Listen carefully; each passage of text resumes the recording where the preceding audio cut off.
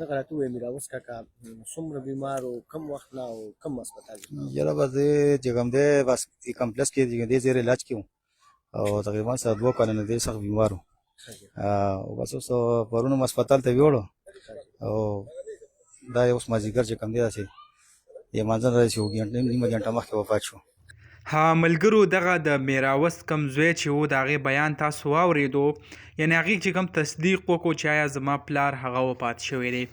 زه به تاسو ته وایم میراوس یو داسې سړی و که نه چې تر اوسه پورې په پښتو ژبه کې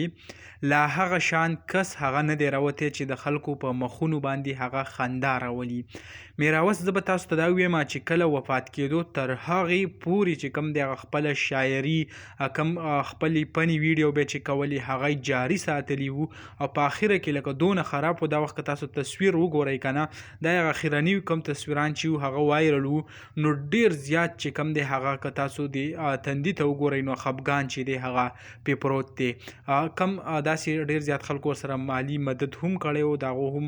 الله تعالی دې هغو ته اجر او ثواب ورکړي ځکه میراوس چې کوم دی په آخره کې ډېر زیات خراب و د مالي لحاظ سره یا نور نو ډېر زیات چې کوم دی هغه د هیلپ ضرورت ورسره حکومت هم او خلکو ورسره هم خپل بھرپور کم تعاون چې دی هغه کړی دی. نو کم د میراوس دغه یو